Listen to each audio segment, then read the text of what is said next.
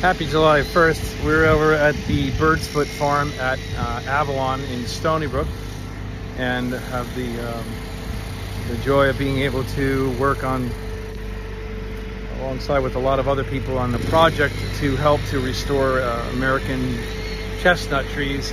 A little bit of a hostile environment here. We were asked to come over here with the invitation from Harrington's Organic Land Care from Connecticut, who have been my gurus from the beginning when we started about 10 years ago. And upon the prescription from Todd Harrington, the owner of Harrington's, after looking at this property with probably 40 still viable American chestnut trees, it was determined that we had to do some serious triage and some corrective soil work here.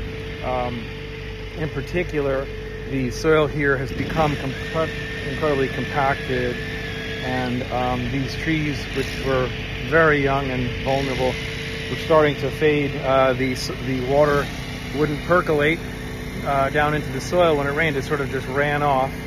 And the initial chemistry tests that were done showed that it had a lot of deficiencies. So what we've done here is normally what we would do is we would come to a little tree like this, and you see that we look at the soil and we would just inject with our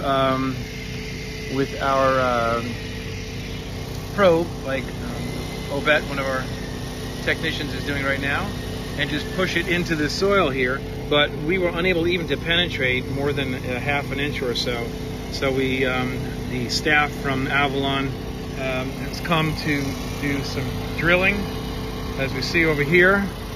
And we're drilling down with 1-inch holes in a grid pattern underneath the soil here, as deep as we can get, probably 12 inches, 18 inches.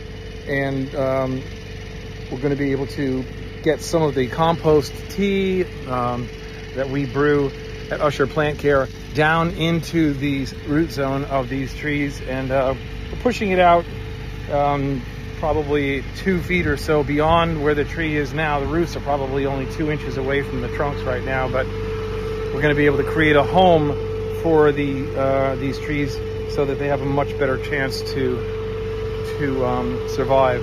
This is one of our rigs that we use here to transport our compost tea, which we brew in Port Jefferson in our brew tank. So we have a couple 150 gallons that we brewed up over the weekend, and we added our specific recipe to it this morning. And we're going to hopefully get an update at some point to see if these little guys can pull through. This is a little bit of what the process looks like here when the holes are drilled.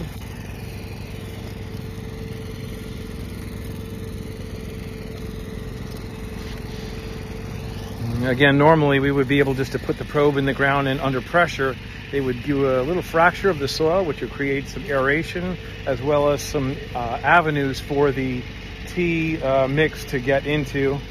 But because of the soil here, it was not possible. So we're just trying to give as much possible to these trees so they can have the best foot forward.